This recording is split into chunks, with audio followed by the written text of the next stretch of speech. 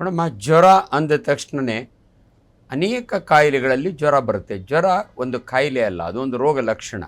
But ಇವತ್ತು ನಾವು dengue ಬಗ್ಗೆ ಮಾತನಾಡ್ತಾ ಇದ್ದೀವಿ. ಇದು ಒಂದು ವೈರಲ್ ಇನ್ಫೆಕ್ಷನ್. ಸೊಳ್ಳೆ ಕಡಿಯೋದ್ರಿಂದ ಬರುವಂಥ 3-4 ವೈರಲ್ ಇನ್ಫೆಕ್ಷನಲ್ಲಿ ಡೆಂಗ್ಯೂ ಭಾಳ ಡೇಂಜರಸ್ಸು. ಇದಕ್ಕೆ ಮೊದಲು ನಮಗೆ ಅನಾಫಿಲಿಸ್ ಸೊಳ್ಳೆ ಕಚ್ಚಿ ಬರುವಂಥ ಮಲೇರಿಯಾ ಗೊತ್ತಿತ್ತು, ಫೈಲೇರಿಯಸಿಸ್ ಗೊತ್ತಿತ್ತು. ಬಟ್ ಇವತ್ತು ಡೆಂಗ್ಯೂ ಇದು ಈಡಿಸ್ ಮಸ್ಕಿಟೋ ಅಂತ, ಈಡಿಸ್ ಈಜಿಪ್ಷೈ ಅಂತೀವಿ ನಾವು. ಫೀಮೇಲ್ ಪ್ರೆಗ್ನೆಂಟ್ ಅಂದರೆ ಮೊಟ್ಟೆ ಇರೋ ಅಂಥ ಮಸ್ಕಿಟೋ ಮನುಷ್ಯನ ಕಚ್ಚೋದ್ರಿಂದ ಬರುವಂಥ ಕಾಯಿಲೆ.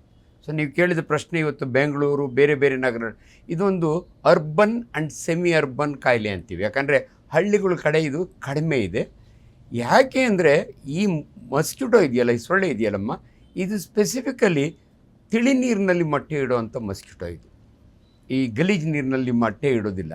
ಆದರೆ ಗಲೀಜೆಲ್ಲ ಇದ್ದರೆ ಅಲ್ಲಿ ನೀರು ನಿಂತಿರುತ್ತೆ. ಅದರೊಳಗಾಗಿ ಮಳೆಯ ಕಾಲದ ಸೀಸನ್ನಲ್ಲಿ ಈ ಜ್ವರ ಜಾಸ್ತಿ. ಯಾಕಂದರೆ ಮಳೆಗಾಲದಲ್ಲಿ ಎಲ್ಲಿ ನೀರು ನಿಂತಿರುತ್ತಲ್ಲ, ಸಿಂಪಲ್ ಎಕ್ಸಾಂಪಲ್ ಚಿಪ್ಪು. ನಿಮ್ಮ ಮನೆ ಮುಂದೆ, ಮನೆ ಎಷ್ಟೇ ನಾಜೂಕಾಗಿದ್ದರೂ ಮನೆ ಮುಂದೆ ಒಂದು ಚಿಪ್ಪು, ಟ್ಯೂಬು, ಟೈರ್ನಲ್ಲಿರೋ ನೀರು, ಅಂಥದ್ರಲ್ಲಿ ಬ್ರೀಡ್ ಆಗುವಂಥ ಮಸ್ಕಿಟೋ ಇದು.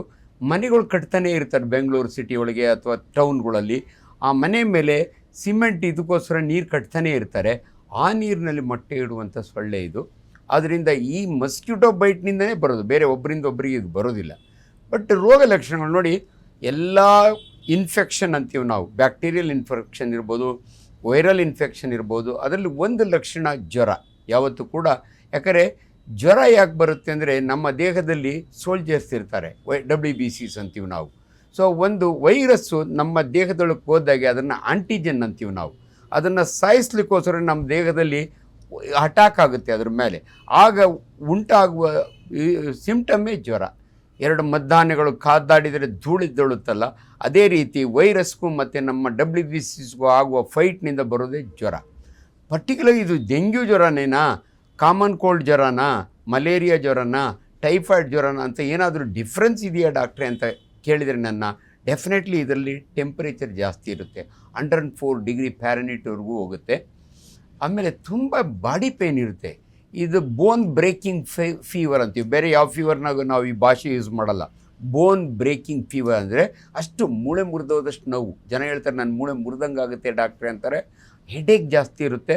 ಆ್ಯಂಡ್ ಇನ್ನೊಂದು ಸ್ಪೆಸಿಫಿಕ್ ಸಿಂಪ್ಟಮ್ ಅಂದರೆ ರೆಟ್ರೋ ಆರ್ಬಿಟಲ್ ಪೇಯ್ನ್ ಅಂತೀವಿ. ಅಂದರೆ ಕಣ್ಣು ಕಿತ್ತು ಬರ್ತಾ ಇದೆಯೇನೋ ಅನ್ನಂಗೆ, ಹಂಗೆ ಹೇಳ್ತಾರೆ ಅವರು. ತುಂಬ ಕಣ್ಣು ನೋವುತ್ತೆ ಡಾಕ್ಟ್ರೆ.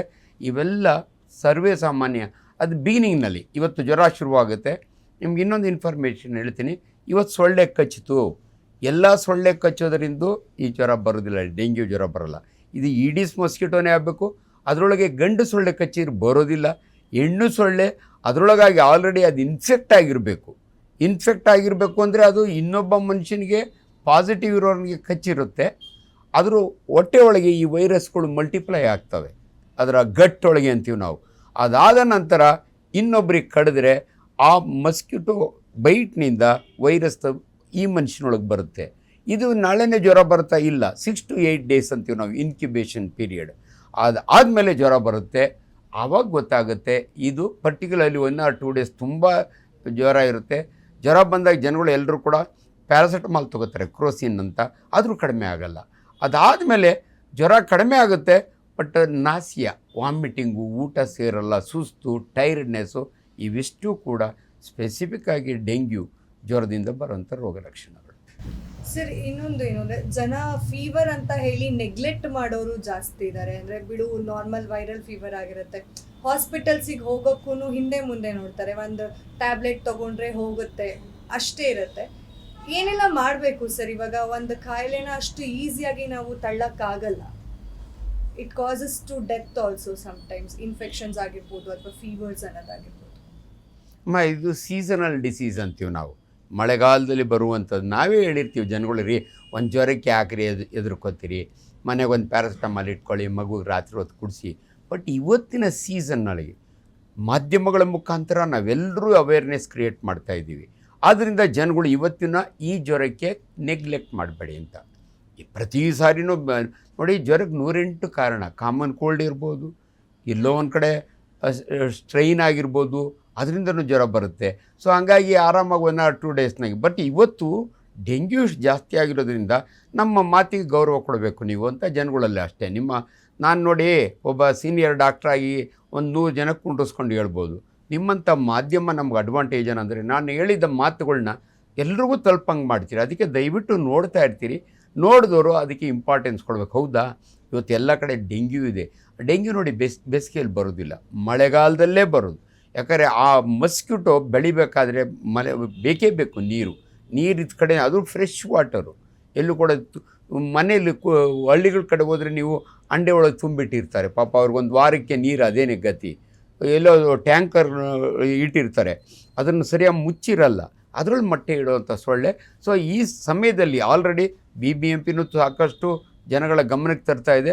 ಆದ್ದರಿಂದ ದಯವಿಟ್ಟು ಆದಷ್ಟು ಕೂಡ ಈ ಸಮಯದಲ್ಲಿ ಎಚ್ಚರ ತಪ್ಪಬೇಡಿ, ಸೆಲ್ಫ್ ಮೆಡಿಕೇಷನ್ ಮಾಡಬೇಡಿ. ಮ್ಯಾಕ್ಸಿಮಮ್ ಅಂದರೆ 1 or 2 ಡೇಸ್ ನೀವೇ ಮನೆಯಲ್ಲಿ ಟ್ರೀಟ್ ಮಾಡಿ.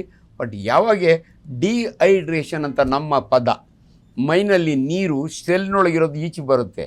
ನಾನೊಂದು ಸ್ಕ್ಯಾನ್ ಮಾಡಿದರೆ ಹೊಟ್ಟೆಯೊಳಗೆ ನೀರು ಸೇರಿಕೊಳ್ಳುತ್ತೆ. ಹೊಟ್ಟೆಯೊಳಗೆ ನಾವು ಕುಡಿದ ನೀರಲ್ಲ, ನಾವು ಅಸೈಟೀಸ್ ಅಂತೀವಿ. ನಾವು ಲಿವರ್ ಊದ್ಕೊಳ್ಳುತ್ತೆ, ಗಾಲ್ ಬ್ಲಾಡರ್ ಊದ್ಕೊಳ್ಳುತ್ತೆ. ಆವಾಗೆ ಲಂಗ್ಸ್ನಲ್ಲಿ ನೀರು ಸೇರಿಕೊಳ್ಳುತ್ತೆ. ಒಂದು ಉಸಿರಾಟ ಆಡೋದು ಕಷ್ಟ ಆಗುತ್ತೆ. 2ನೇ ದಿನಕ್ಕೆ ICUಗೆ ಹೋಗಬೇಕಾಗುತ್ತೆ. ಸೊ ಅದರಿಂದ ದಯವಿಟ್ಟು ಮ್ಯಾಕ್ಸಿಮಮ್ಮು ರಾತ್ರಿ ಜ್ವರ ಶುರುವಾದರೆ ಬೆಳಗ್ಗೆವರೆಗೂ ನೋಡಿ, ಅಥವಾ ಒಂದು ದಿನ ನೋಡಿ. ಅದಾದಮೇಲೆ ಅದರೊಳಗೆ ಮಕ್ಕಳನ್ನ ದಯವಿಟ್ಟು ನೀವೇ ಸೆಲ್ಫ್ ಮೆಡಿಕೇಷನ್ ಮಾಡ್ಕೊಂಡು ಕೂತ್ಕೋಬೇಡಿ. ನಿಮ್ಮ ಫ್ಯಾಮಿಲಿ ಡಾಕ್ಟ್ರು ಅಥವಾ ಮಕ್ಕಳ ಡಾಕ್ಟ್ರ್ ಹತ್ರ ತೋರಿಸಿ ಅಂತ ಹೇಳಬೇಕು.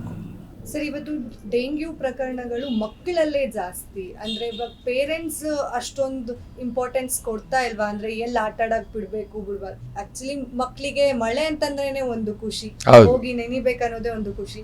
ಅಂಥದ್ರಲ್ಲಿ ಇದೆಲ್ಲದೂ ಅವರಿಗೆ ಮೈನಸ್ ಪಾಯಿಂಟ್ ಆಗಿಬಿಡುತ್ತಾ? ಯಾಕಂದರೆ ಮಕ್ಕಳಲ್ಲೇ ಜಾಸ್ತಿ ಬರ್ತಾ ಇದೆ. ಹೌದಮ್ಮ, ಮಕ್ಕಳು ಮಳೆಯಲ್ಲಿ ಆಟ ಆಡೋದು ಅಂದರೆ ಅವ್ರಿಗೊಂದು ಖುಷಿ. ಇನ್ಫ್ಯಾಕ್ಟ್ ಭಾಳ ವರ್ಷಗಳಿಂದ ನಾವು ನೋಡ್ತೀವಿ, ಮಳೆಗಾಲದಲ್ಲಿ ಒಂಥರ ಫ್ಲೂ ಜ್ವರ ಬರುತ್ತೆ. ಅದರಿಂದ ಯಾರಿಗೂ ಸಾವು ನೋವು ಆಗಲ್ಲ. ತಲೆ ನೆನೆಸ್ಕೊಬಿಡ್ತಾವೆ ಮಕ್ಕಳು. ನಾವು ಹೇಳೀವಿ ಚೆನ್ನಾಗಿ ತಲೆ ಒರೆಸಿ, ಒಂದು ಸ್ವಲ್ಪ ಮೈಯೆಲ್ಲ ಒರೆಸಿ, ಬಿಸಿ ಬಟ್ಟೆ, ಕಾಟನ್ ಬಟ್ಟೆ ಹಾಕಿ ಅಂತ ಹೇಳ್ತೀವಿ. ಬಟ್ ಇವತ್ತಿನ ಪರಿಸ್ಥಿತಿ ಏನಾಗಿದೆ ಅಂದರೆ ಆ ಜ್ವರಕ್ಕೂ ಈ ಜ್ವರಕ್ಕೂ ವ್ಯತ್ಯಾಸ ಇದೆ.